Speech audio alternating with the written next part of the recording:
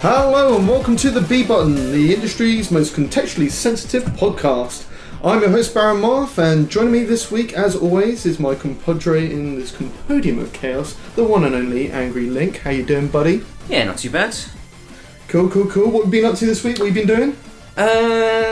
Basically trying to decide whether to smash my PC to bits after another component on it broke. But then I gave up on that and decided to obviously play a bit of the free games with gold.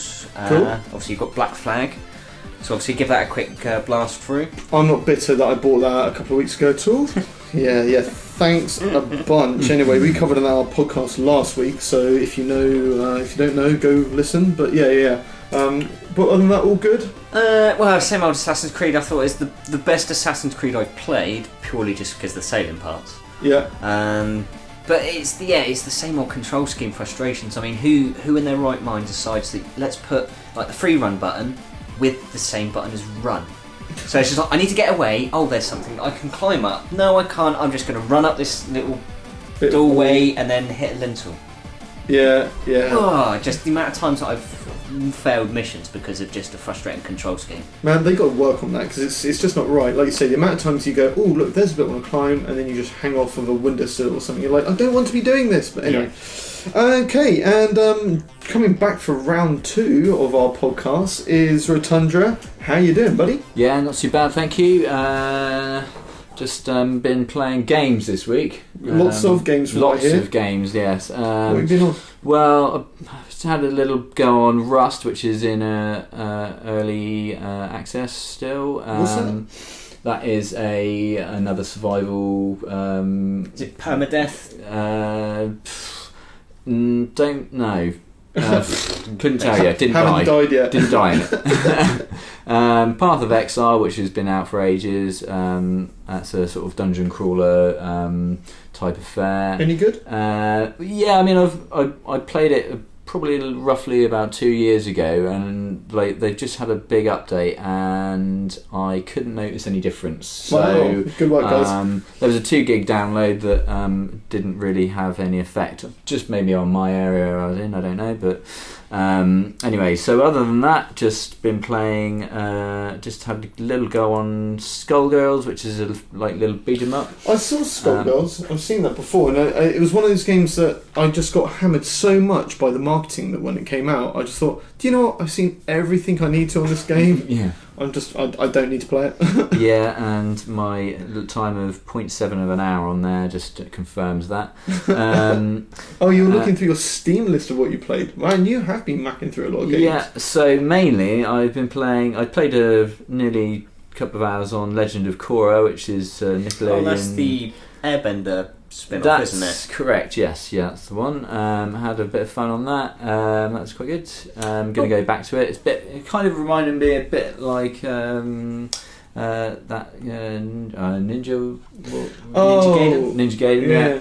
Well, saying that, don't forget it's Platinum Games that did Legend of Korra. So obviously they're the ones who did Bayonetta and the game we're going to talk about later that I'm super excited about. Sorry about that. Sorry. Sweet as. And finally, not finally, Blade Kitten, which was released 5 years ago by Atari before they went down. It has just been released on Steam with the finished part 2 of the game, and is available for like £1.99 or something like that. It's really cheap, and I did 5 and nearly 6 hours on that, so I really enjoyed that. It was good. So it's at least, and I didn't realise it was 5 years old when I was playing it, which is also. So it's from going on the time. It's nearly 10 times as good as Skullgirls. Yes, yeah. Well, if we're going by time, yeah, and then I just solidly whacked through the first bit of Shadow Warrior remake, which is published by Devolver, and I believe it is something that you're super excited to talk about. Something I'm super excited to talk about because, I'll go into that later. Yes, won't you just? Well, look. Anyway, so you've been mashing out loads of games this week. Where I think. I don't know, Link, you've been sort of struggling to get any sort of reasonable gaming in. Yeah. Me, I've got pulled into the the dark, dark world of Gotham. I just can't help myself on that game. It is just all-consuming. I'm a huge, huge Batman fan. I'm, been eagerly trying to play through it. I'm not going to give anybody any spoilers, but all the way through I've been going, I think I know who the Arkham Knight is, and I did. But yeah, it was amazing. I haven't got to the end. Every time I think I can get to the end of that game, there's more of it, which is just more kudos to Rocksteady, because it's phenomenal. It's really, really great. But anyway, too fucking addicting. I'm going to move on, because otherwise I'm going to bore you all to death with it. So we're going to very quickly wrap up our intro, and we'll be moving on to the Bullet Bill's Big 3 shortly.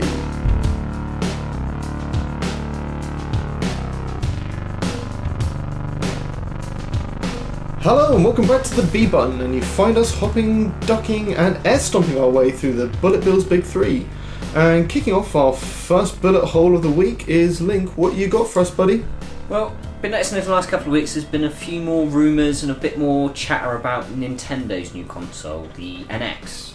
Right. Obviously there was no details released at E3 other than saying that it won't be at E3 until next year. Mm-hmm.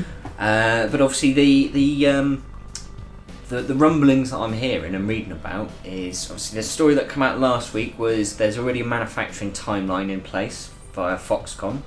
Obviously everyone knows Foxconn is the favourite trampolines factory. Yeah. But basically it points to sort of a mid to late 2016 release, which, following on to our second part of the rumour, is that a lot of third parties were shown the NX at E3 this year behind closed doors. Obviously the biggest problem that the Wii U's had is third party support.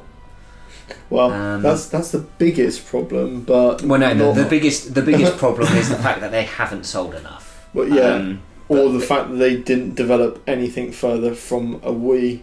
But Nintendo have famously their consoles have always been underpowered. Yeah, apart from the N64. No, which was underpowered until you bought the thing to power it up and put in the front of it, the expansion pack. But sorry, Link, we digress. What are you saying? But yeah, so obviously they were shown hardware apparently E3, and it isn't as powerful. So obviously they're going to sort of continue their sort of recent trend of getting some quality hardware, because their hardware is always well designed, but it's just never bleeding edge. And then obviously the last bit is that the sort of rumblings that it's going to be a hybrid system. So obviously it'll be a handheld stroke home console, much in the same way that you've got the gamepad is kind of a home console and kind of a portable, as long as it's near the Wii U. Are we looking at maybe a head-mounted unit, perhaps? I would be very surprised if you did. Obviously, I can't imagine that they're going to be doing that much in the hardware department that they'd be able to support. Don't forget, obviously, that when old Gunpei UK was there, obviously the guy who created the Game & Watch and the Game Boy. Mm-hmm. Obviously, his last hurrah at Nintendo was obviously the Virtual Boy. And yeah. Well, the only thing is, obviously, they didn't have the technology at the time to account for the motion sickness and the problems and the headaches that arose from it. They couldn't get over, and it was just too early for it.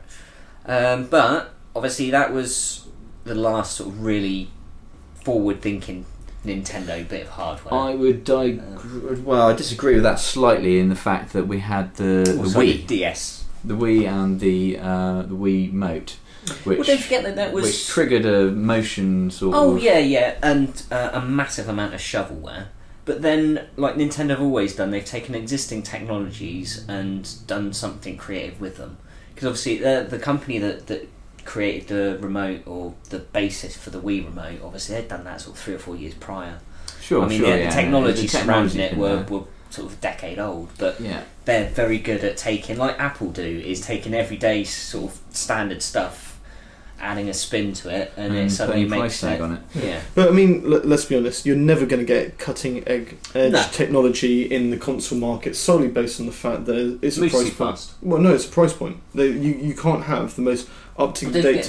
You can't have the most up to date technology in a console, which has got to come in at an affordable point for everybody who's going to buy it. So you always, even if we look at the PlayStation 4 now, we look at the Xbox, that is not by any means or standard amazing technology, when it comes to PCs. Standard shelf parts. Yeah. You could essentially build an Xbox One yourself if you wanted to. So with the NX, I mean, I by the sounds of it, it sounds a bit like this, and I forget the name of the device, but what was that Google Chromecast? Where you basically plug it into your TV and then it sounds like it could go a mix between a DS and that. The thing that I'm thinking is how is it going to be, like you say, implemented in the hybrid sense? Is there going to be an actual like a set-top box, like a little Android Fire TV box kind of thing, where it has got some power, like a little hard drive in there, or SD cards? I would guess that it would have to have something like that. Oh, there will be a dongle, because otherwise you're going to have each player is going to have basically a console with them if they're playing multiplayer. Yeah, which isn't really practical price-wise. Well, actually, I mean, the way and once again, this is me completely and utterly spitballing right here on the spot here and now, but it wouldn't surprise me if they went something along the lines of it's a DS which has all the power of a handheld console, but has a dongle which you plug into the TV and then streams higher def stuff from their servers. That wouldn't surprise me if they went that way. Looking at the rumours that obviously it's not going to be as powerful, that will obviously help a lot, because I honestly am thinking with the title NX it says next to me. Well, I was thinking more sort of like you say, it's sort of Nintendo crossplay or something like that. Exchange or something like that. Yeah, Nintendo Exchange. So that will be essentially the network and the console all in one. And obviously they're working with DNA, obviously the Japanese mobile publisher. Right. Who've got masses and masses of experience. It looks like they're going mobile then. Yeah, I'm thinking like with obviously PS4 remote play. You can use it outside of your home network. Yeah. But the latency is because of the sheer amount of data that you've got to transfer because of the quality of the graphics. Also, let's face it, if you're going to be out and about, you're going to be on a LTE connection at best. Yeah. And the latency on that is not exactly going to be ideal for streaming. No. Let's put it that way. And also the Xbox has got a similar thing now where you can stream it to your PC with Windows 10. So I mean, so is this where we want to see Nintendo going? Oh, I think so. I think they need to. I think they've looked at people like Apple and Google and seen how much money they've made from just their infrastructure. What do you mean, the app stores? Like that? Yeah. We want a piece of that puzzle. Basically, yeah. Well, the thing is, you can knock out an iPhone game in a couple of weeks if you really, really want to. It'll be shonky as hell. A couple of hours. Well, yeah, but something that you can actually sort of validly offer for a small amount of money. Couple of weeks and you can get a good solid little game out there. Well, I've seen quite a lot of fart buttons on there that certainly take less than an hour to make. Well, yeah, there is obviously an awful lot of shovelware and tripe on there. But I think they are, because obviously there was that other rumour about a month and a half ago that Nintendo were looking towards Android as an operating system. Right. But I think that is in a sense of the availability. A bit like Microsoft then. In that respect. Well, don't forget Microsoft make a fortune off of Android. Well, also they've bought Cyanogen Mod, which is an Android operating system based on the Android source code. Yeah, it's another fork, isn't it? So Nintendo, I don't know. For me personally, I always think they're brilliant at doing handheld consoles. I love everything they've ever done with their handheld consoles, and their IPs tend to be robust enough to go into smaller, less complex devices. And, there's always been this question, at least for me in the last couple of years, which is when are they going to start jumping into putting their IPs in other locations, such as app stores and such like. So, maybe this is the way they're going to go.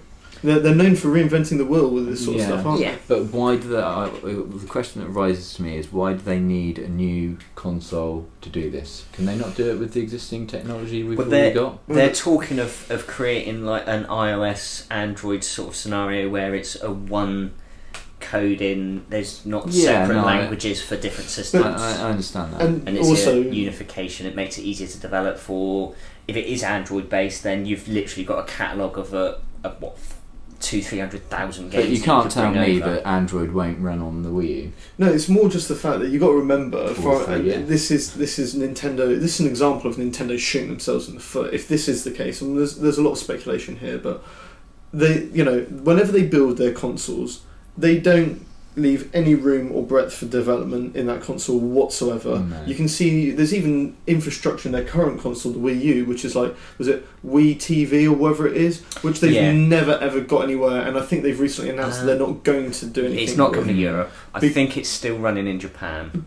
Yeah, but it'll be chaff. It'll be absolute useless, like waste of space, and they don't leave any. Their update taking up like 40% of the console's memory out the day one. It kind of says it all. They don't think ahead with this sort of stuff. So as soon as you say, right, how are you going to build in an effective app store, and that you can't even get onto their shopping store like quickly or But speedily. This is the need for like you say, a unified system, because it's very clunky. Whereas now like Smash Brothers, for example, you've got Smash Brothers 3DS and then Smash Brothers Wii U. Well, if they was to bring on a unified coding system, it'd just be a case of it would just be Smash Brothers. Yeah. And it just gets moved over onto the hardware. It may be downscaled, but that will all be accounted for in the development software. And I think that's Nintendo's biggest problem over the last couple of years has been Nintendo and its partners have always got some really good effects, and they've got real good at getting the best out of their systems, but nobody else can. Well, it's not like you see with like other teams like you'll see like Epic. They're not a Microsoft studio, but they still get the best out of the console. Well, like you're saying, that whole thing that potentially if they come up with like a unified coding manner for both a portable and at home on screen sort of means of gaming, Nintendo have never been afraid of making their games look rougher due to less graphical horsepower, have they? No. I mean, all of their, apart from, like you said, a 64 and the NES, all of them have generally run on bare bones and have been like the Mega Drive was graphically a better computer and a better system. Yeah. But it More didn't capable, matter. But obviously the SNES had more colours. Yeah. Sure did. And it's one of those that it's little things that they'll do.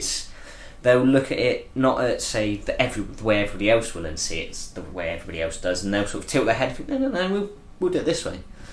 And everyone scoffs at them and laughs at them like they did with the Wii. Yeah. And then you're like, wait a minute, sorry, it sold how many million units? Yeah, well... 120 million units worldwide? What? One of the things I do love that Nintendo do is they go, actually, the price point has to be cheap like the budgie. And they do recognise that. And, I remember buying... And I've said this before on the podcast. I remember buying my my first Wii, the only Wii I ever owned.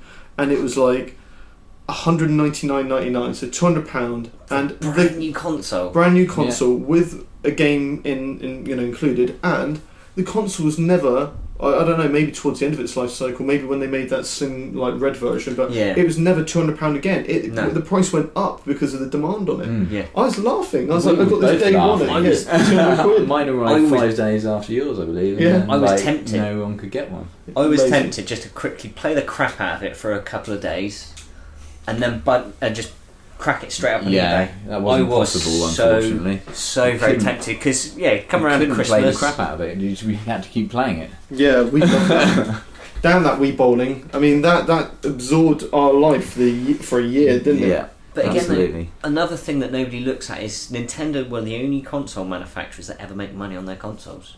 Yeah, that's everybody very else true. Always takes a hit. I mean, at least Sony for the first year, anyway. Famously, it wasn't until like the 4th year of the PS3 that they actually started turning around profit on consoles, and that's ridiculous. That was going. I mean, they spent billions on that.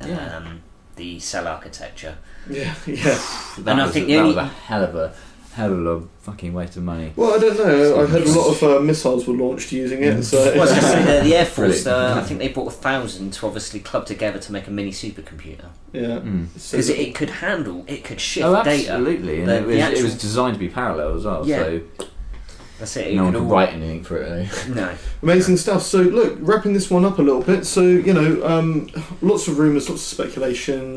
Tundra, what do you reckon? Is this where just based on speculation we've made today? Do you want it to go that way? Is that a good thing? I mean, from what I've heard, I would say it's a bit of a late jump into the pool, but I mean, it could possibly get the IP out there and hopefully get Nintendo back into what they're good relevancy. At, and that's relevancy and like making better games that everyone can enjoy once again, rather than having underpowered, clunky piece of. I think it's it's just a miscommunication. I don't think many people, whereas tech savvy people clearly know the difference between a Wii and a Wii U. Grandma who bought one to Wii Bowl, she ain't know the slightest. Look, all I know is I had to go through this with my brother's wife when she wanted to buy sort of a Wii U this Christmas for the kids, and just going through that. Right, what games run on what? Well, you can get Wii games and they will run on the Wii U, but they're not really for the Wii U. They're for the Wii. Okay, so what controllers do I need? Well, you can get the controllers for the Wii. Do you mean for the Wii U? No, you can get the ones for the Wii. You can use ones from the Wii on the Wii U. Right, fine. So does that mean... What about the tablet? Does that work on the Wii? No, you need that for the Wii U. Right, okay, so does that mean we need more than one tablet? No, you only need one tablet per console. What, per Wii? No, per Wii U. Right, okay. And it just went on, and I can say that to you guys now, because you're gamers, and you'll sit there and go, okay, I can follow that, but it sounds confusing. It's a bit of a ball ache, but you try and explain that to a parent who doesn't give a flying monkey's nuts about this. It's not a good pitch, but anyway, okay. So, Link, where are you at with the Nintendo Next? I think that it's highly likely. Obviously, the few people that have been releasing tips are sort of well known for being pretty on the money. Who are they?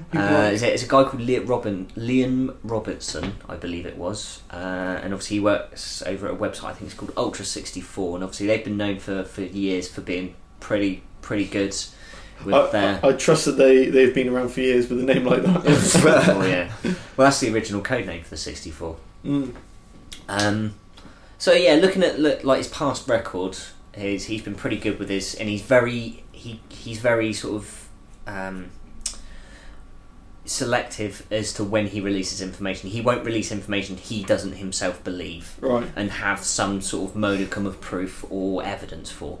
So as he's been talking to, I can only assume there's quite a few third party or people working in those companies that have been told about it. So he's got good sources. Yeah, I would say he's a trustable. He is a trustable source. But I would definitely say it's very likely of a Christmas release next year. If obviously they're talking to Foxconn this summer, then it's you sort of talking bodies. But there's always going to be bodies lined up at that bloody place, isn't there? But generally they just fall off the roof and bounce back up. But the question is if this is, and like I said, we've made quite a lot of speculation here, but is that where you would like to see Nintendo go? I think they need to do something fairly drastic, and I think it would be a good idea for them to say, here's a Nintendo you can play on your TV, but if you're on the train, you can play it on the train. If you're at your grandma's house, you can play at your grandma's house, but you can still play all the games that you would be at your home console. And no mention of urinary tract or anything in the title of the... Yeah. If we can use something which isn't related to taking a lag, that'd be great. I don't know. I thought that was part of the charm, because it's always going to be stupid, and you can always have a giggle about it, and it's always something funny that grandma and her grandson can giggle over. So next time it's going to be what, we us or we on me. We and a two. Yeah. Right. Okay. Well, wrapping that one up. Moving on to our next bullet hole of the week is. To say we're bringing it into your one, aren't we? Yeah, We've got a little bit of something about... Oh my god, so for those who know me, I like Transformers. I think you can easily say it's the most beloved and hated of franchises at times. Well, it's only hated for those who've diluted it recently, but those who are... those who are old school and were there back in the day, I mean, for me, my ultimate... ever anime movie is Transformers the movie. Stan Bush. Yeah, well, yeah, that is a song and a half, and if you ever... It's a soundtrack and a half. Please do not ever find any images of that guy, it will ruin your childhood. But yeah, that movie, Transformers movie, done by some amazing Japanese anime designers, just amazing. But anyway, they finally announced that they're going to do a Transformers game, which, isn't based on a film. Isn't based on a film. Is related back to the 1980s Transformers, or G1 if you want to refer to it as that, but the proper Transformers, the ones where Optimus actually looks like the original lorry that he looked like, and all those sorts of things. Reference all the old characters. You got Jazz in there, and everything that you want from. So Transformers. basically, the Transformers that were just designed to sell toys, not toys and this and that and everything else that they can pass. We'll call it the Transformers. Yeah, please do. And so basically, they've announced a game that's going to be released by it. It was the people who are releasing it is. Well, it's Activision that's still own the license for it. But I think. Who are the people actually developing? Yeah. Platinum. That's it, Platinum. And most importantly of all, what I particularly and I get a very special wet feeling in my pants about this, is that it doesn't look shit. So I played like War on Cybertron, and the High Moon ones were actually pretty good. No, they're not bad. I played them, and I really enjoyed what they tried doing with them. They were good, but they weren't the Transformers I know and love. And it's basically Gears of War with the Transformers. Yeah. Well, yeah, but a shit version of Gears of War. But either which way, I digress a little bit. But the main point is, the Transformers I grew up was the Hasbro toys, basically, and the video footage is kind of cell shaded. It is. I think it's going to be 3D environments and then cell shaded. Characters, isn't it? So, but the cell shaded design on the characters still looking like they should do. When they transform in the same way that the toys did at the time. They look old school, don't they? Oh man, it just gives me a very, very wet feeling in special places. And the main thing is, out of all of it, is the gameplay doesn't look shocking. I don't know, I haven't played it yet. I've yet to see. It's we've only seen sort of one bit of gameplay footage. What do we know about the developers? What they've done before? So pretty much the greatest action games of the last sort of 5 years. You're going to have to go a little bit further than that. Obviously you've got Bayonetta 2, you've got Vanquish, obviously Legend of Korra. What a great Vanquish game. is a brilliant game. Right, yeah. I mean, that is just insane. It's basically go-karting and guns. See, I always think of Platinum as were always, and this is why I don't connect very well, but I always thought they were just mostly Sega, and I'm thinking sort of Vanquish, in relation to them. It was Sega that published Bayonetta and Vanquish. Well, I definitely know they published Vanquish. Not too sure. I think they did. But it's again, that would have been just a deal, and Sega would have commissioned them to publish. But Sega are always good but they're always good for recognising that certain developers fall in line with their arcadey-esque sort of publishing house. I mean, you don't go to Yu Suzuki and ask him to just knock up something quickly. I mean, he'd done his time in the arcades, and now he sort of moved on to. What's tickled you there? Done his time in the arcades. I thought we were going to say somewhere else then. Anyway, go on. But yeah, no, I mean, look, so finally a Transformers game which relates to the ones that gets all those old school gamers a little bit moist and special. Yeah. The things that we want to see, which is like combat where they jump in and out of, from car to sort of robot form. Combos in there where you can see things such as like the cars like skidding on top of the enemies and doing like sort of spinning around to do like a 180 and smacking with the tail end of the car and then transforming back again, and then another little hit combo and then transforming back into the car and smacking it. The kind of moves that you would see in the cartoon, basically, that were completely unrealistic. Yeah, and amazing. That's why it's so good. Yeah, it is. So basically, looks like someone's actually said, right, let's actually make a good game. Well, someone might have said that. Well, they actually deliver. Generally, Activision always say, let's just make any old crap. Let's make a game. We'll plaster the Transformers license on it. And as long as it sells 1 million copies, we've made money on it. I don't know who originally voiced Megatron. I can't remember. I saw a short clip with where they had Megatron talking to Optimus Prime. It is Peter Cullen who's doing Optimus Prime, which is a given. When that guy dies, so does all of Transformers, basically. So keep going, Peter.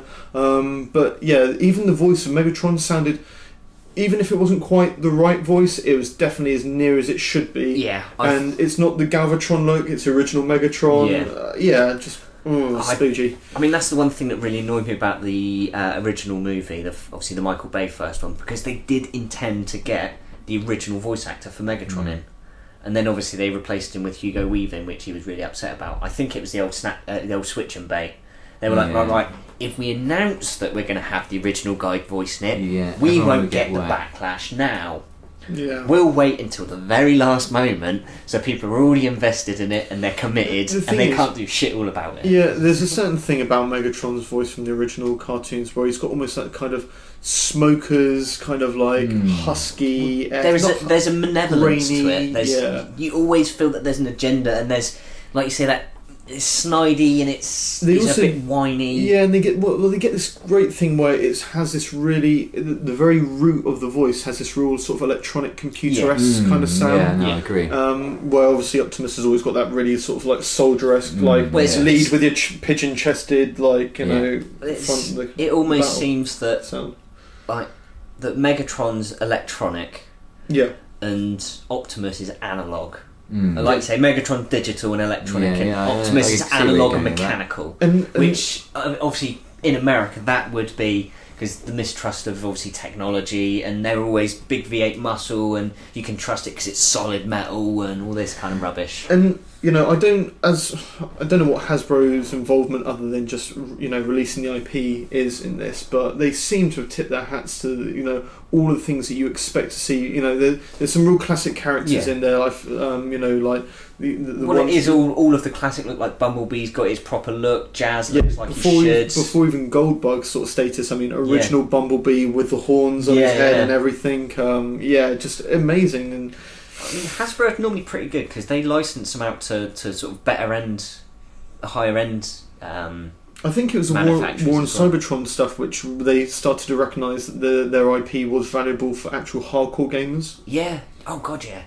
Well, pretty much, I would say most gamers have got an affection or an affinity with Transformers, because at the end of the day, if you're going to like something that's unbelievable, why not have a robot that can transform into an amazing car or a jet or a helicopter? Yeah, or a tape deck. Exactly. Tape deck, or even better than the tapes as well, because you have the little panthers and the pterodactyl or pterodon, whatever the bloody one was. Please, Laserbeak, please, But yeah, Rumble, great character. But anyway, just all that sort of piece about how they go back to the original games that and the original IPs that we know and love. I mean, I don't see anybody bringing out a Mask game anytime soon. I hope they do. That'd be great. That would be epic. And you can leave GoBots. They're not Transformers. Nobody really cares about them.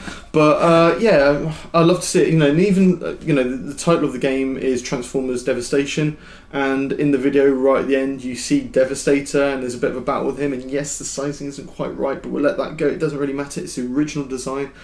Oh god, I'm just basically 8 years old again. Moist moments. So yeah, can't wait for it. I don't know about you guys, if it tickles your fancy at all. I checked out the video and I think it looks pretty special. Yeah.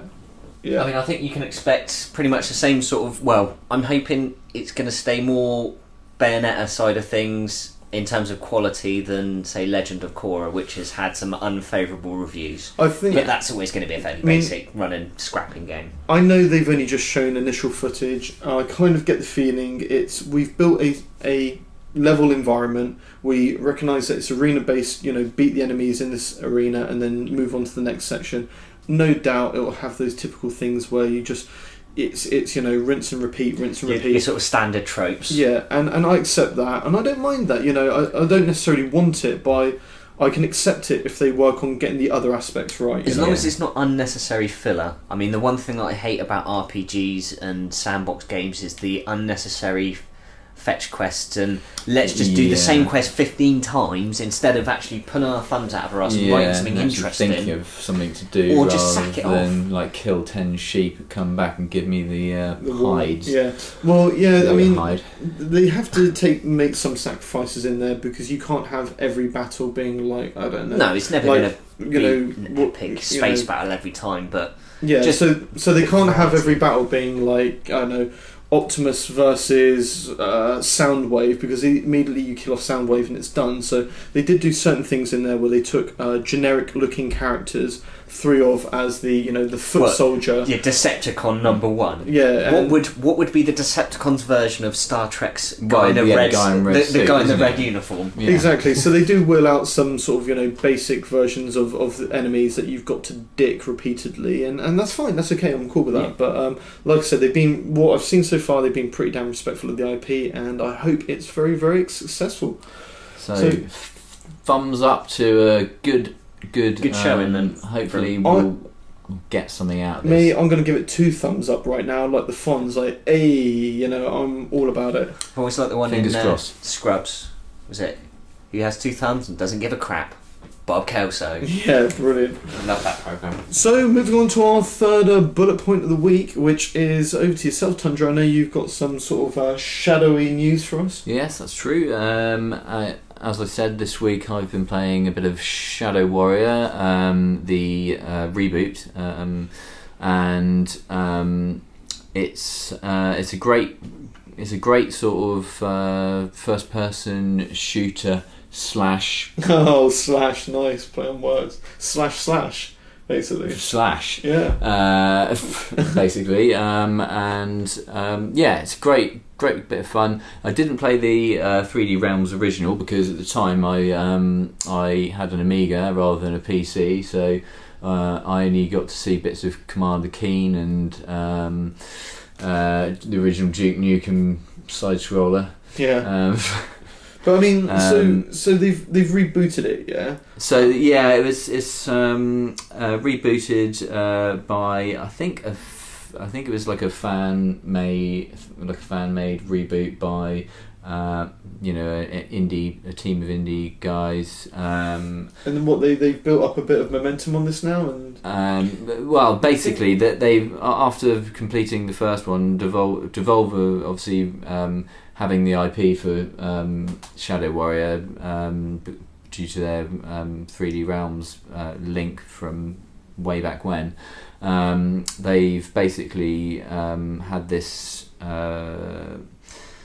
relationship, or well, yeah. So they had the IP. Some indie guys wanted to like have a go at doing the game, and like they did a really good job of like. Making a really funny game that is action-packed, bloody, obviously, with being a Devolver like release. They just love having blood sprayed all over the place. We watched the intro earlier on, and it was it's a almost. Oh yeah, like... so this is Shadow Warrior 2 we're looking at now, which has been announced for. It was announced for PC a while ago, and I think recently it's been announced for the Xbox and PS4. Has indeed. So yeah, I showed you the video, which is just a short sort of intro as to like what you can expect from the comedy aspect of the game. Yeah. It's well worth having a look at. It's just on shadowwarrior.com. I particularly like the bit where they're referencing you have this very deep voiced guy who's driving along in his car. And he explains that he lives in a world in which you need guns and swords, and he carries both, and you can die by the gun or by the sword, so I've got both, And like you say, the humour in it is really, really good. I mean, the intro was a car driving down the road, and so this monster sort of jumps off the bridge and tries to stop the car with its blade or thing in it, and manages to get this slow motion image of Wang in his car. Just basically the car gets split in two, and he's just sort of like watching the car getting split in two, and then jumps out the other end and just destroys this guy. it's all about the comedy. It's all about the blood, the over the top, and would you say sort of very much like a 70s Japanese samurai film? Absolutely, sort of it's all very 80s, much, that kind of stuff. when you start Shadow Warrior, the reboot, you get it all starts in the olden days, and you think it's going to be that oldie schooly kind of game, and then like it starts with the prologue with the $2 million man, and then it's got Wang in his car before, and I'm not going to give too much away, but before he gets his a kick up the arse, shall we say, and he's a bit of a douchebag.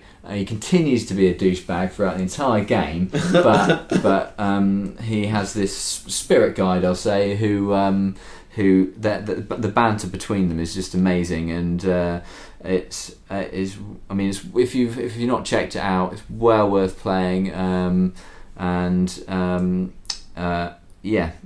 really enjoyed it, and I'm really looking forward to the sequel.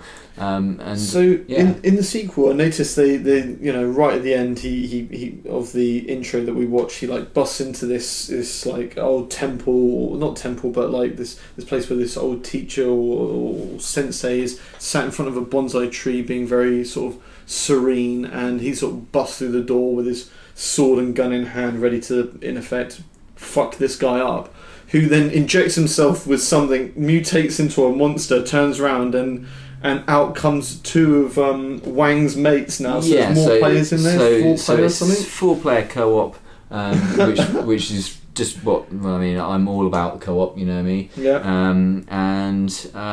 It's the original so far. I mean, I'm only about halfway through, but it's you play by yourself, but there is an online component, I believe, that you can play. But I'm not sure if you can play the game co-op. So 4-player co-op, we know that's going to be a good laugh. Yeah, man. I mean, I love that sort of stuff, and and I've always been a fan of these sort of. And I know this is a lot more tongue in cheek than it, but I've always been a fan of like the Ninja Gaiden-esque sort of games. You're lots of heavy combos, sword attacks, and this sort of thing. I mean, some of those moves, there's just one move where you just sort of double tap in one direction and then hold down, and he charges it up, and then he just spins round really slowly, and everybody who gets involved with the blade gets chopped in half or beheaded, depending on what height they're at. Did you ever play Red Steel 2? Do you know what? It's funny, I was literally just about to segue into Red Steel. The first one was awful. I got that when it came out on the because that was a launch game. Best intentions, but the main issue being is that it was based on the Wii Mote's original control system, where Red Steel 2 was based on the Wii Mote Plus. Wii Plus, it's accelerometers and really, really nice idea. Just never really worked from a first-person shooter. I kind of felt, but love the idea. Really like that. So yeah, well, it seems exciting sort of stuff. I mean, it's one of those games that I think I always tend to err away from these sort of games, because I think it's just done on the cheap. They're trying to make a first-person-esque game, and they haven't got the funds to do it properly. Is it all just going to be cobbled together? And so until you talked to me about it, I was really like, nah. Devolver, I mean, they haven't had a vast amount of releases since they were established, and the main release we know about being Hotline Miami. Hotline Miami. And it's the fact that they've now been focusing on indie developers. The name of the Devolver has the word dev at the beginning, suggesting that it's all about the developers. They came from a company who also was about the developers, called Gathering of Developers. Sounds it's like they're a publisher all about the developers, and we will hope that they will continue to they have got IPs. They've also got they've got great IPs. It's a solid catalogue, isn't it? And their catalogue that they do have has been great so far. Well, they're expanding it as well, though, isn't it? They're not just sticking to, say, like an Activision-esque move where it's like, this game made $5 million, we have to release another one. The thing is that we know from the from Hotline Miami that there have, and the Sony conference that we saw the Russia game. What was it called? Oh, Mother Russia Bleeds. Yeah, oh God, I can't wait. Like that kind of like they've been locking on to developers like Donation, who did Hotline Miami, and seeing if that we can get those kind of games out to the people that would really enjoy them. And so, and from what I've seen of like the first Shadow Warrior, I would absolutely recommend it. It's got 10 out of 10 by Steam users, and I think seven on or something like that on Metacritic. But I mean, like this is But to be fair, anything Yeah. around a sort of 75% on Metacritic, 70-75% is generally a pretty solid game. So, Link, for you, buddy, what do you what's your thoughts on this Shadow Warrior? Does it tickle your fancy at all? Not especially, but I approach most things with scorn and scepticism now. I haven't been burnt so many times by the hype train. Are you a first-person shooter man? Yes and no. I mean, it's like with anything, you get those sort of fashions in games where certain things are popular. Like, I mean, it's now sort of moving into everyone's got to have a big, expansive world with adaptive AI, or the new one will be procedural generation. Yeah, so we've got voxels all over the place now. Yeah. Everything's sort of moving towards. They always sort of stick with one fashion or the other, don't they? Because what sells. But I mean, I tend to find that I do enjoy the odd first-person shooter, but it's generally got to be something that's got something either a really good story, because I do love a good story in a game, or it's got to have some sort of unique gameplay hook or game mechanic which you've never really seen. So what I would say to you about it is that the story wise it's a funny story. It's sort of ridiculous. So it's ridiculous. Yeah, it's absolutely ridiculous. And from a gameplay point of view, we've got guns and we've got blades. What more do you need? Well, exactly. I mean, it's like I think the rhyme goes, I've got a katana, I've got a gun. One's for killing, the other one's for... Oh, that one's for killing too. This is my rifle, this is my gun. One is for shooting and one is for fun. And yeah, I much prefer your version. Not my version. So we're going to wrap up the Bullet Bills section right now. So we'll be back shortly with our What's the Beef Chief section coming soon.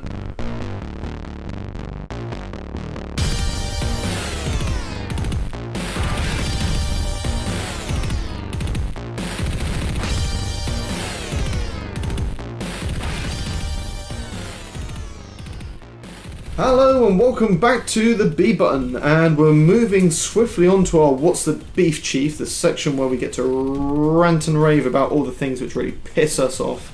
On this subject of ranting away this week, Link, you got something that, this is a hot topic. Go for it, buddy. Gleefully rubbing my hands together with this. I mean, notice today obviously the news dropped earlier in the week. The 343 Industries and Microsoft announced the collector's edition for Halo 5 Guardians. Cool. Which, obviously it was always to be expected. It's $250. Contains a few other items, but the one thing it doesn't contain is a physical copy of the game. Wait. It's $250. Yeah. That's huge. What's he got in it? Not the game, you say. Yeah, but that's the thing. It doesn't really matter what other tosh that they put in with it, or which other trinkets and bits and bobs. The fact is, it doesn't have a physical copy of the game. So it's download code. I've seen the picture. There's a statuette / figurine which has got the Master Chief and Locke in it, and we know one of our buddies would love to be talking about this right now. Out to you, Defiled. But yeah, so it's got the figurines. I appreciate the figurine costs a bit of money to create, and it's not just a one-off, one guy standing there. It's two, and it's obviously if you were to big. buy that on its own, you'd probably be looking at sort of 50-60 quid, probably. The quality they make it, then definitely. But they're not actually including a physical copy of the game. Is there any sort of logic behind this? Because for me personally, I think if I'm dishing out $250 on this, or was it about 180 quid or something like that? Yeah, roughly works out. I would probably want to not be giving up as much space space on my hard drive for it. No, well, this is the thing. I mean, if it was just a standard copy of a game, you don't mind. I mean, but my biggest problem is it's a collector's edition. Well, what is the point of having a collector's edition?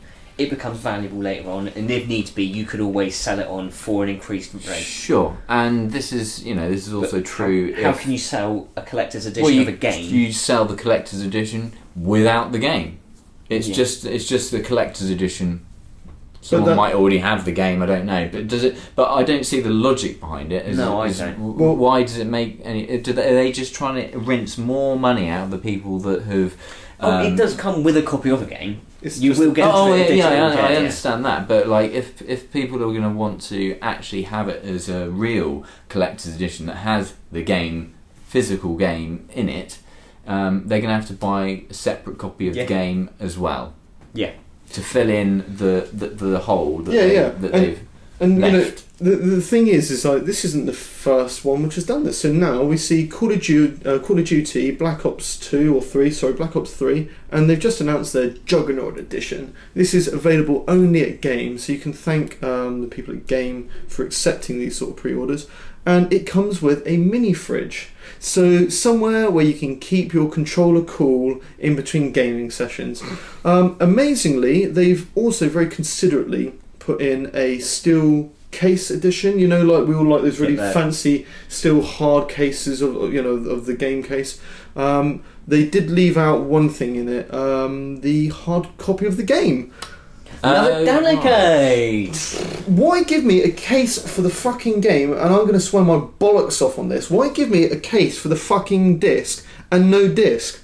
Come on now, that's ridiculous, isn't it? No, it is, as you put it, fucking ridiculous. Do you know what, this particular piece was raised in the media, and as a response to that, now they're announcing that the people who are developing Black Ops 3 are now looking into how they can rectify this matter. 343 are as well. 343 are looking into possible solutions. Well, the easiest fucking solution is get your fucking thumb out of your ass and put a fucking disc in the bloody box. You tight bastards. Yeah, that's what it all boils down to. But going on to sort of like captured in the media recently about pre-orders, there's a really interesting article about, and I think Link, you saw a bit more about this. The gentleman who was ordering Batman. Yeah, basically it was a freelance contributor for Game Informer. Yeah. Obviously that's where it was all via GameInformer.com, and it basically went on to state that there was a reason why four or five reasons why he wasn't buying Arkham Knight day one. Those being the GameSpot edition. The obviously EB edition, because obviously he's in America, and like the 5 or 6 editions where you can go to various outlets and get pre-order different bonuses. content. So it gets right. So you've got GameStop, you've got Electronic Boutique, you've probably also got the Walmart as being Target, I would imagine, or Best Buy. Yeah. So yeah, you've got a good sort of 3 or 4 retailers. Every sort of big major release. Each one wants you to buy it at their store by pre-order having at theirs. So you could go in and pre-order, say, pay the $5. Get the pre-order and just never actually pay for it and collect it and still get the code, hopefully. So I've always been somebody who's never been like, the only reason why I ever buy a special edition is for the DLC. I went out and spanked like 130 quid on Halo Reach, the big bulky whatever edition that I didn't give a flying monkey's nuts about, just so I could get a flaming helmet, no insinuation there, on my character.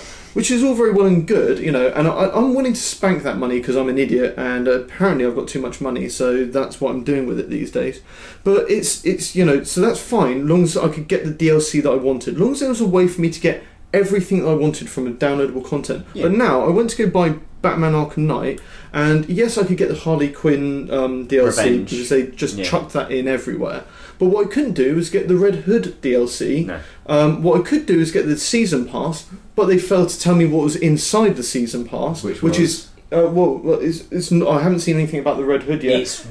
Again, there was a lot of contention about this. Again, they hadn't even released the game. but yet they've got their entire season Oh, pass absolutely. planned out. I'd heard that And there was going to be a release every month for 6 months. No, Is that it's correct? every week apparently for is it maybe it's every month. Every can't month, remember. 6 months. But I either think it way, is. what they've not done is told you what that is. Yeah. So there's obviously certain things in there. If you go around to all the other different places where you can pre-order the game, you can see that there's the Joker Batmobile, there's a prototype Batmobile.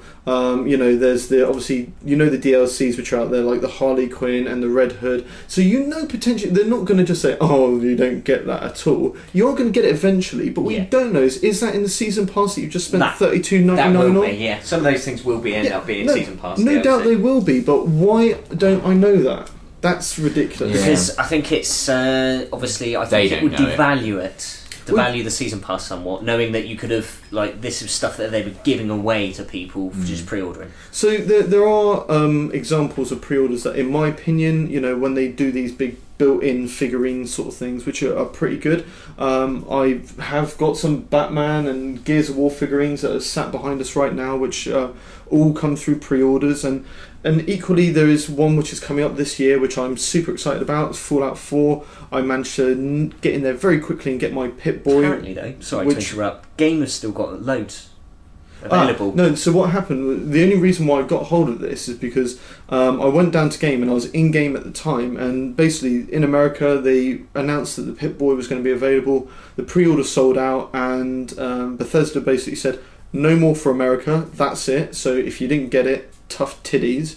And in the UK, round 1 came out. Nobody knew there was going to be multiple rounds. Round 1 came out and it instantly got swallowed up, and they thought, we can get a bit more money out of this, so they did round 2. I was stood in Game at the time when one of the guys who I know in there walked over to me and said, by the way, literally in the last hour they've just announced that there's doing round 2 on the Pip-Boy. Are you interested? Very quickly, 40 notes went over the table, which is the pre-order amount. That used to be the price of the game, but apparently that's the pre-order amount. Okay. Although, to be fair, they said that it's only going to be £100, which if you include the Pip-Boy with the game, good. I think that's a good special I edition will price. reserve judgment on that until I see the actual thing. But So the it's got Pip-Boy- potential. I understand how the thing works, and you can slot your phone in it or your You can- tablet. Saying that, you what can also- phone have you got? iPhone at 6 and the smaller one, not the Plus, so it will fit in there. I've already checked. the Plus. So, and they, when they did the announcement at E3 that they were doing this, the guy actually rightly stood up there and said, there's a lot of shit pre-orders out there, but this is going to be one which is a less shit than the other ones. So, Shit. and I kind of respected him for kind of acknowledging that, most of them are a load of bounce, but he explained how the phone would fit into it, how you could use the scrolling knob on it to actually go through it and actually touch it as you play, and it was a really good idea.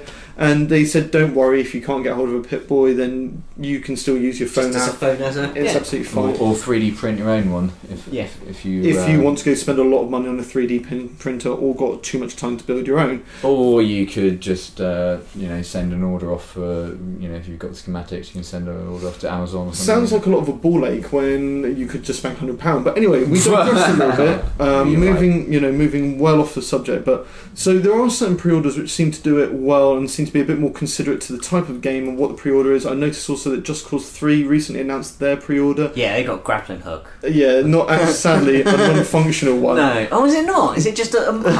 what a Was load it of made wank. out of paper? So it sounds like Link's going to be cancelling his grappling hook. I don't do pre-orders. Fuck But that shit. the point is there's some interesting ones which are out there. I think we also saw that Kotaku recently, or not recently, but have historically had a little vendetta against pre-orders as well. I think it sort of just goes back to this this notion that companies feel that it's all right to basically Rinse you. segregate content from you. Yeah. Why is your money any better than mine? Or your content, why should your content be any different if I'm paying the exact same money? It's not only that, I mean, it's the fact that we've got publishers who are willing to say this game is finished on this date, no matter whether it is actually finished or not, and the people that have pre-ordered it could possibly be pre-ordering absolute garbage because the developers haven't finished making the game yet, they haven't stamped out the bugs. Well, the scary thing is, and excuse me cutting over you on that one, but the scary thing that I find with it is I understand the premise behind a pre-order, and I understand the necessity of it, and Kotaku's piece on boycott pre-orders, they're just going to kill us and they're killing the gaming industry. Yeah. I get that, but the idea behind a pre-order is they need to know that they're going to shift a certain amount of units, It's and all the to only do with investment and the in only way share. they can do that is by actually getting something out there which entices people in. The problem no is, excuse. but the problem is what they're doing is they're designing games and they're designing content in games now around a pre-order so that they can actually say, right, you can get a costume for it here, you can get DLC, like an extra level if you order it there, and they're actually pitching out to the shops like Shop2, GameStop, EB, and all the other ones that, hey, we've cut all this game apart now, and who wants to buy what bit of it? And that's what sickens me. That's the bit which really pisses me off. Do you know what this strikes me as? Something very similar, something that Marvel and DC were notorious for doing in the late 80s and 90s. Is releasing a comic book range or series and having about 15 or 16 different covers for it. Yeah, absolutely. So you won't just have to go out and buy the one comic. If you really want the full, complete collection, you've got to buy these 10, 15 comics. And they would if they you would were a have collector, and they then would you have the spent covers. a lot of money. They wouldn't have the covers open as well. They'd have them hidden, so you wouldn't be able to see which cover it was. So you might already have the fucking thing. And there's some real dirty practices that started going on. It carries on through the entertainment industry as we see it now, and like that's mainly because it's run by a lot of fat cats with big appetites. Well, it all comes down to that whole thing, isn't it? It's because it's the way that it's legally obliged to its shareholders. Yeah. It always has to. Every decision it's made has to be for the benefit of its shareholders, not the company, not the staff, not the customers, the shareholders. But there's certain companies that we've seen recently, and I'm going to sort of wrap this one up because I feel like I could rant on it forever. But there are certain companies that we've seen, and CD Projekt Red with The Witcher 3 was a great example. Yeah, they brilliant. basically said, we don't care which version of the game you buy, but just to let you know, we're going to release 14 bits of DLC, which is both armour, swords, and such. Can I just like quickly bring in a point? They even said, we don't even care if you've bought the game, just as long as you've got it. Yeah. Just get the game. Yeah, whether legal or illegal. Yeah, but either which way, if you play our game, and they didn't say that. What they actually said was, if you buy our game, you get 14 free DLCs, which will be immediately available. Each one will be released per week. Irrelevant. Yeah. And, all for free. All for free. And then what happened?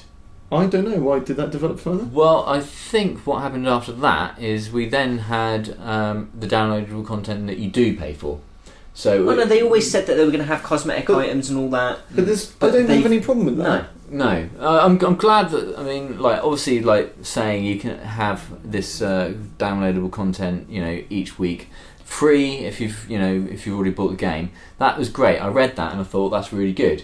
But what I find a bit funny is why, is the downloadable content not finished at that point, so they couldn't include it in the game, or is just doing it as a little sort of, hey, look, you can get all this for free if you buy the game, which we've already done, and could have put in the game anyway. The whole reason, and then we're going to give you the fucking. The whole reason why a lot of companies do go for downloadable content though is to make sure you keep hold of the game, so you don't just fucking blast for it, chop it in, go and get something else. Yeah, there's Steam library, it's no big deal because it's not like you're going to sell a digital copy, is it? Well, no. Let's be honest. It's a many-faceted, item pre-orders and DLC, and it's one that we definitely don't have too much time to delve into right now. No. But we do if you want to sack off our last segment. Yeah, and the rest of your lives. But either which way, that's the beef chief this week, and we're going to wrap it up here and move swiftly on to the Uncharted section.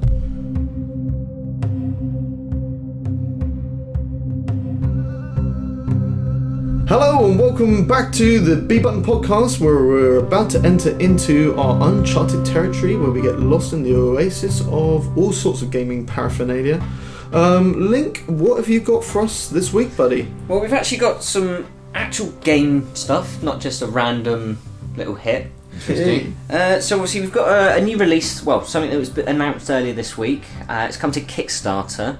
I can't remember how much they were looking for. I don't think I've got that. It was 35 grand. 35, that's not bad. And that's pretty good. Not very much. Already funded up to 37 already. So. Nice. But anyway, like I say, as the watchword sort of seems to be at the moment, I digress. Yeah. $35,000 as well, not even pounds. Yeah. Obviously big difference. it's about £8 grand. Brutal. So yeah, obviously the company Ludoland have developed a new puzzle platformer called Four-Sided Fantasy.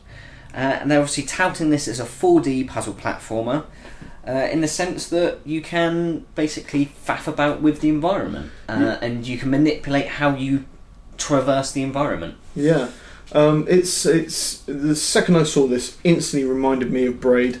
This was just like Braid all the way, and I love Braid. There was elements. Obviously, I think it goes a bit above and beyond where Braid was at. I think Braid was very much it. It was very linear. It caught you in with its gameplay hooks, its mechanics, but it was essentially the story that you were like, "Whoa, what the fuck?" Yeah. You didn't expect that. That I think was the takeaway from Braid was the ending. Yeah, Braid was very much about each. You had, what was it, eight worlds or 8 levels of worlds they were, and in each one they treated time in a different manner. Where this one, this Four-Sided Fantasy seems to be a lot more about fucking with the environment and breaking the physical realms of one's world. The perspective as well of like where you're looking at what was supposed to be a 2D environment. Yeah, I mean the thing which like instantly just made me go, what? Was, we've all grown up playing platformers. We're all used to making the jump to get to the platformer and dodging that big open chasm of death.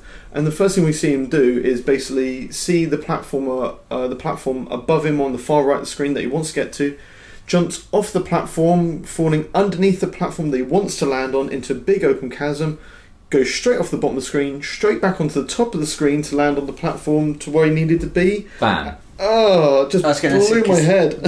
you could tell there, wasn't it? Because you had that like pixelation around the edge of the screen when he was obviously doing the effect or his ability or power. Yeah, because obviously it's clear that's the gameplay mechanic. He's got a special power, or he's discovered that he's in fact inside some animation or something like that. But I mean, the artwork looks amazing. It does look fantastic. The premise around the game, like this whole twisting reality, not through just jumping off the level of the screen, but like you say, twisting orientation, twisting like entry points of screens. Oh man! I was thinking about like obviously when we were sort of going through the script for today, I was thinking about like fourth dimension or reality breaking games, and I was just trying to remember what it was called. I can't remember what the bloody name of it was. The one on the Mega Drive, the one where you had the comic book.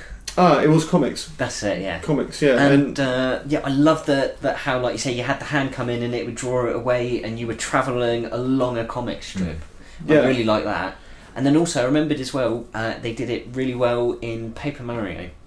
Where the environment, and you would sort of like, wait a minute, I can go through there. If I just turn this way round, I'll go flat and I can get through that gap. It's funny because they did a very similar game to comics recently on iOS, or I don't know if it was just on iOS, it probably went on Android and Google Play and such, like called Framed, where it's exactly the same sort of premise as comics, but instead what you did was you watched the game play out and then you move the frames around to make it play out differently. Yeah. Awesome. Yeah, so I mean, anything where developers are creating games which just basically screw with what we all understand and know to be the normal, modus operandi, for me is amazing. I love that sort of innovative approach. It's what's going to sell games basically, because we've got a ton of like regurgitated nonsense crap. And some of it's good, but we've seen it before, and we've the indie developers have got a lot to fight against when it comes to their game being bought rather than someone else's. So if they can do something that is left field, we're seeing that happening here in this case far more than we ever have before. I mean, it's great. If you look at all of like the last sort of 5-10 years, all of the best indie games that have come out have all had a unique, or well, not necessarily all, but most have had a unique way. Absolutely, they've been a revolution rather than evolution. Yeah. Yeah, and it's that thing that in the previous generation, we're talking 360, PlayStation 3, it was all about bang out another AAA title, damn, we best get this money back. Maybe the more money we chuck in, the more likely we get it back. And then we saw the development of indie, and that grew, and now it's the way that indie is getting back in is all based on that sort of innovation. Well, don't forget, it's the ability and the middleware that's available, whereas sort of 20 years ago, you either had to be really proficient with Unreal, or you were screwed basically. Well, you had to write everything from scratch basically. Yeah. So and now you've got a lot. Well, you've got Game Salad, you've got Game Scratch, you've got obviously the Game Creator Studio, you've got RPG Maker, you've got Unity, which is still one of the best bits of kit you can find. But do you know what? I really like the fact that we're now starting to see like the bigger console generations now are starting to sort of take that on as well, because you've got things such as Mario Maker. Now Mario Maker looks amazing. So what they've just announced some more footage of it, and what they've done is they've shown that every level that's being designed, because there's some people out there being real bastards and creating some really dirty levels, ones which are like push you far beyond anything you'd ever have to play before, but they can't release the actual level until they've played it and completed it themselves. Yeah, absolutely. They've actually designed it in a way that you have to be able to do it. The developer has to be able to do it in order for it to be able to release. Be launched. And what they've done is they've done some really clever tools. Like if you look at the design of Mario Maker, the tools they've used, it's things such as you can see, like kind of like with Super Meat Boy, where you died and like how far the jump was, so you can then track the character's movement like through the screen. So therefore you can move the platform that much just close enough or just close enough for you to be able to make it. Yeah. So you will see in things such as Mario Maker where Nintendo are sort of taking this on board, like the hardcore like levels coming through. It's great. Are we looking at going back to pixel perfect jumps? Yeah, Mega Man all the way, basically. In that particular instance, we are. I saw really sort of some of the hardest achievements to get. There was one in Mega Man 10 where you had to complete the game and not get hit. Yes. At all. I mean, admit, you could play the game on medium. That's okay. Yeah, but still. Like 8 levels of not getting hit. That's your that's a achievement. It's like the levels may be, but bosses. I mean, knowing those sequences and just getting that one hit. Right, well, that's me fucked. Yeah, start again. You get to the end boss and you're like, I just got one more hit. Do it. Oh, he's hit me.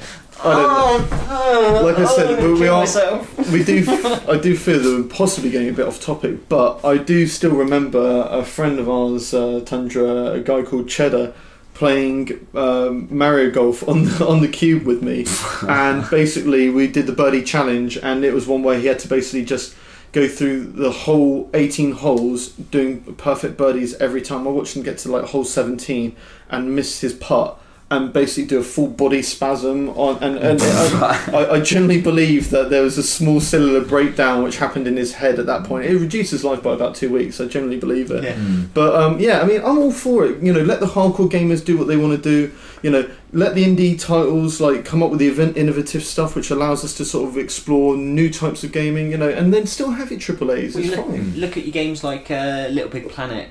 And absolutely, it's all Trials. about content creation, isn't it? Yeah, I mean those games have been made purely by the user base. Yeah. I mean, you can go on. I mean, I know. Don't get me wrong. There's an awful lot of tosh on these games. Yeah, sure. I mean, even if you're picking out 1%, if you look at Little Big Planet, it's like probably about. It's probably close to 10 million user created levels. It's the monkeys and typewriters thing, isn't it? I do love that one. Sooner or later. I do love that. I was trying to explain that one as like it says a thingy prediction, isn't it? Yeah. Basically, a concept of infinity. It's all about the William Shakespeare plays. Give enough monkeys enough time, and they'll eventually type out their own complete real works. Yeah, but I mean, you know, in the grand scheme of things, I just want to big up Ludo Land for what they're doing. I think it's great. I'm glad to see they were funded so quickly as well, and I can't wait to play it. I think the takeaway from this is applauding and rewarding people that are just attempting something different. Yeah. Even if it doesn't work out. What platforms were you looking at? So it's going to be console release. It's going to be PC release because I know it's green-lighted on Steam. Yes, that's right. It is. So I'd imagine it will come obviously Steam greenlight first. They'll get a bit of cash in, get themselves some money to fund a port. I'd imagine hopefully as long as Xbox have got rid of their stupid parity clause, you'll probably actually find it. Hopefully.